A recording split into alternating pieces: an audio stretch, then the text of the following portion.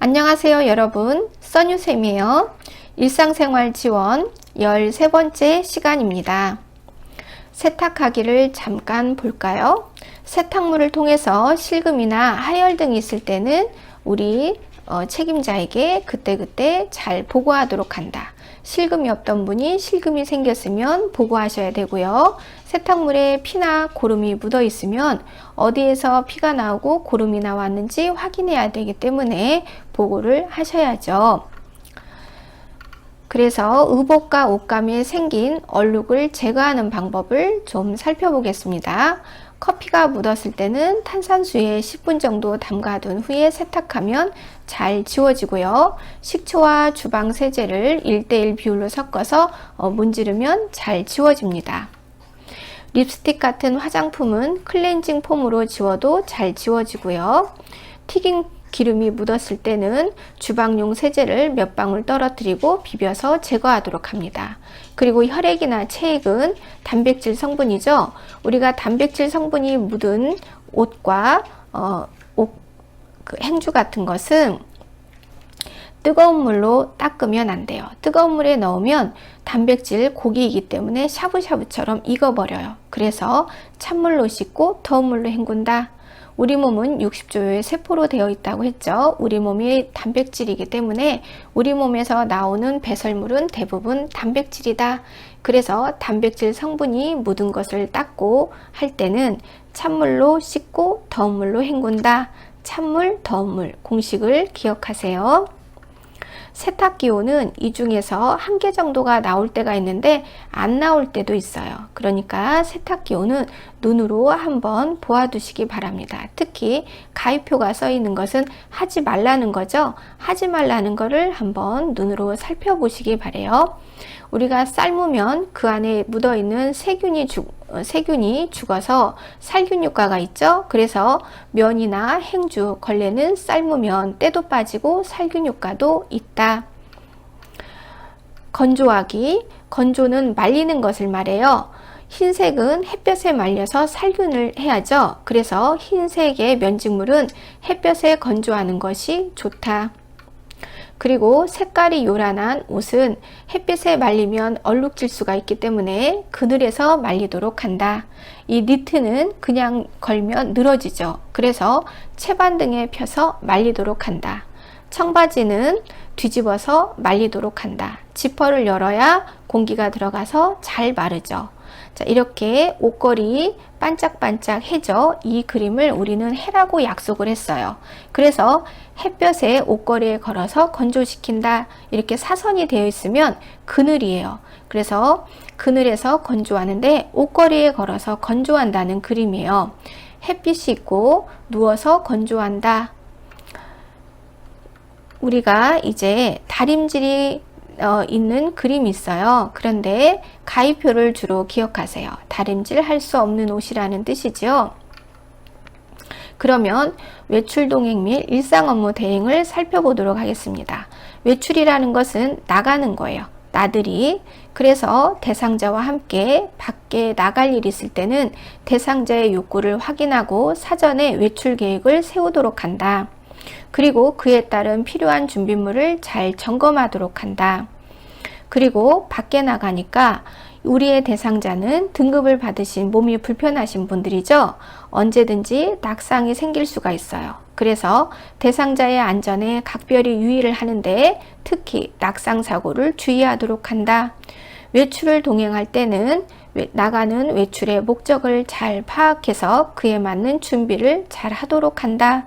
그리고 병원에 갈 거에 대비해서 신분증을 준비하고 항상 다니는 병원과 대상자의 건강 상태, 복약하는 상태를 보호자에게 확인받고 필요시 기저귀나 여보옷 등을 준비해서 함께 나가도록 한다. 동행 후에는 돌아왔어요. 얼굴과 손발을 흐르는 물에 30초 이상 잘 씻도록 하고 평상복으로 갈아입고 쉬게 한다. 그리고 밖에 나가서 볼일을 잘 보고 왔는지 의도한 대로 만족스러웠는지 확인하도록 한다. 일상 업무 대행은 심부름을 말해요. 물품 구매, 약타기, 은행, 관공서 가는 것을 심부름 해주는 건데 이것을 업무 대행이라고도 부릅니다. 그래서 업무 대행을 할 때는 이와 관계된 정보를 충분히 잘 듣고 그 다음에 협조를 구하도록 한다. 그리고 업무를 대행 중에 예를 들어 함께 병원에 갔어요. 또는 대신 약을 타러 갔어요. 그랬을 때는 그렇죠. 자기는 사적인 일을 보시면 안 돼요. 그래서 특히 대상자와 함께 병원에 갔을 때 어르신 그 진료하는 동안 저도 진료 받고 싶어요. 이렇게 진료를 받으시면 안 돼요. 왜냐하면 그것은 업무 이탈로 들어갑니다. 본인은 업무 시간이 끝난 후에 별도로 병원에 오셔서 진료를 받으셔야 돼요. 업무 대행 중 요양보호사 선생님은 자신의 사적인 일을 함께 병행하지 않으셔야 합니다. 그리고 정보를 제공해 주는 일이 있어요. 어르신이 무엇을 물어볼 때 잘 알려주는 것인데 그것을 정보 제공이라고 합니다. 알려주는 것, 어떻게 알려주셔야 되냐? 어르신이 알아들을 수 있는 단어를 골라서 쉬운 말로 반복해서 알려주도록 한다. 그리고 안전하고 쾌적한 주거 환경이 되도록 관리를 하셔야 되는데 우리 대상자들은 등급을 받으신 분들이에요. 그래서 언제든지 다칠 수가 있어요. 안전이라는 말은 다치지 않게 돌보도록 한다. 그러면 안전은 크게 낙상 방지, 감염 방지를 들 수가 있죠. 그래서 어떻게 하면 다치지 않게 돌보는지를 한번 볼까요? 안전한 주거 환경을 조성하는데 먼저 현관에 계단이나 문턱이 있으면 경사로를 설치하도록 하고 대상자가 휠체어를 사용한다면 입구의 폭을 넓히도록 한다. 조명은 현관 밖과 발밑을 비출 수 있게 설치해서 낙상이 생기지 않도록 한다. 현관 바닥은 미끄럽지 않은 소재를 사용하도록 한다. 그리고 문고리는 막대형이 좋다. 현관에서 낙상이 생기는 것을 예방하기 위해서 의자를 놓아두도록 한다. 그래서 안전한 주거 환경으로 잘 되어 있는 그림을 찾아라. 그러면 이렇게 현관 앞에 의자가 있는 그림을 찾으세요. 의자에 앉아서 신발 신고, 의자에 앉아서 지팡이를 짚고, 의자에 앉아서 옷을 입기도 합니다. 의자에 앉아서 어떤 행위를 하는 것, 그게 낙상을 예방하는 가장 좋은 방법이거든요. 그래서 현관 앞에 의자가 있는 그림이 정답이에요. 그리고 걸려 넘어질 만한 물건은 현관 앞에 두지 않도록 한다. 거실도 역시나 문턱을 없애도록 한다. 거실은 넓으면 넓을수록 좋겠죠. 그리고 전기 코드 등은 벽 쪽으로 고정시키고 걸려 넘어질 만한 물건은 두지 않도록 한다. 대상자의 방은 습기가 차지 않고 공기가 깨끗하며 조용하고 햇빛이 잘 비치는 남향이 좋다. 화장실은 되도록 가깝게 있는 게 좋겠죠. 그리고 역시나 출입구에 문턱이 없는 게 좋다. 그리고 대상자가 자주 쓰는 물건 등은 가까이 두도록 하고 요양보호 필요한 물건은 항상 손이 닿는 곳에 두도록 한다. 그리고 그림이나 사진을 걸을 일이 있을 때는 떨어지지 않도록 안전하게 걸도록 한다.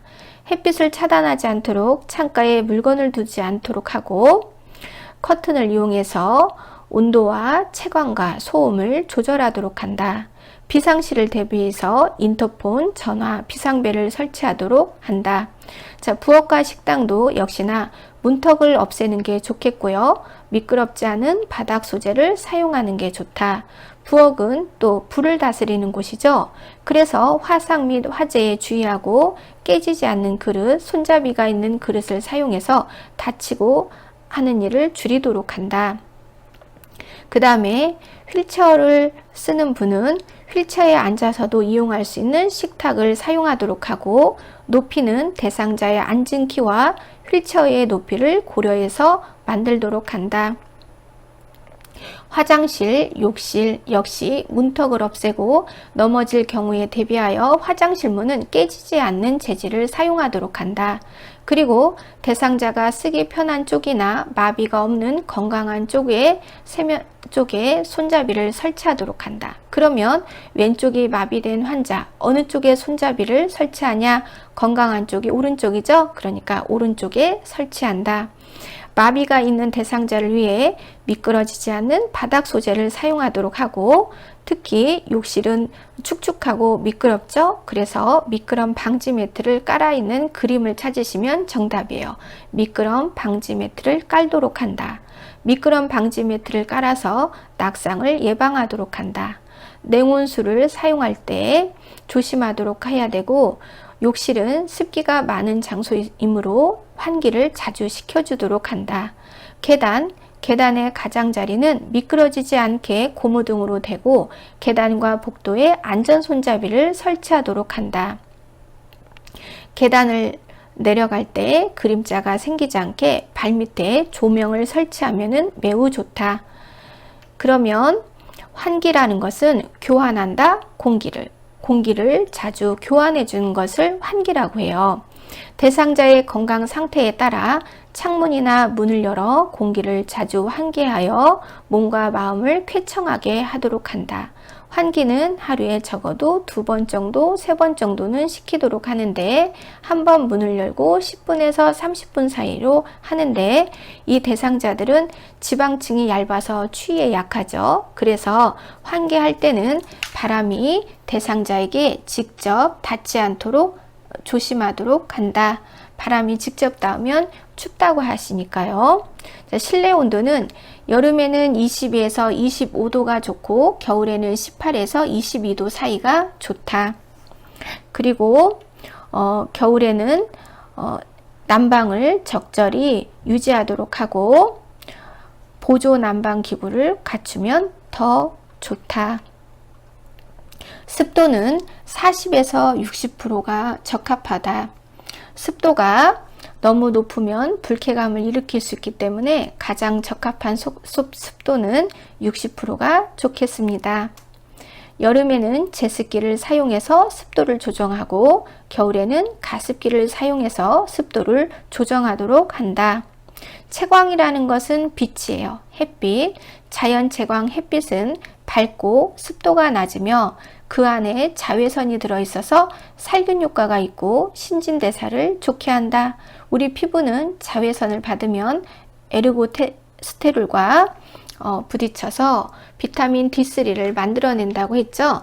그래서 햇빛을 보는 것은 여러 가지 우리 몸에 좋은 작용을 하고 있다. 그런데 직사광선은 눈에 닿으면 각막에 장애를 일으키고 눈이 부시죠. 그래서 낙상이 생길 수 있으므로 커튼이나 발이나 블라인드를 사용하여 채광을 조절하도록 한다. 조명은 배설물 등을 치울 때는 조명을 설치하는 곳은 직접 조명을 설치하는 게 좋다. 왜냐하면 환하게 잘 보여야 배설물을 깔끔히 잘 처리할 수가 있죠. 야간에는 화장실, 계단, 복도 등 넘어질 위험이 있는 장소에는 조명을 켜두도록 한다. 청결한 주거 환경의 조성은 대상자의 생활 공간은 생활 습관에 맞추어져 있기 때문에 청소나 주변 정리를 잘 하도록 하고, 청소나 주변 정리를 하더라도 항상 설명하고 동의를 구하도록 한다. 가스레인지 난방기구로 화재가 생기지 않도록 항상 잘 꺼 있는지 확인하도록 한다. 물건 하나를 옮기더라도 충분히 설명하고 동의를 얻도록 하고, 옮겨야 한다면 옮긴 위치를 알려주도록 한다. 청소할 때 우리 대상자는 65세 이상이고 몸이 불편하신 분이라서 특히나 호흡기의 면역이 떨어져 있는 분이 대부분이죠. 그래서 진공 청소기나 젖은 걸레로 먼지를 제거하고 먼지를 일으키는 청소 방법은 쓰지 않도록 한다. 그리고 와상 누워있는 노인은 습기가 있으면 욕창이 생길 수가 있으므로 눅눅해지지 않도록 잘 관리하도록 하고 좀 더 청결에 유의하도록 한다.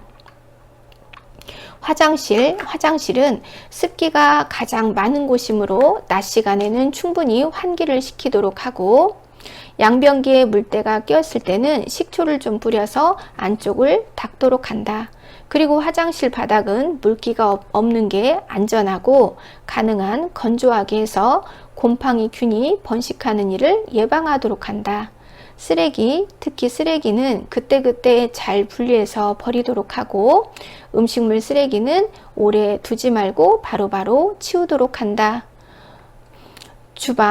주방은 배수구, 냉장고 이 부분을 잘 청소하고 잘 말리도록 한다.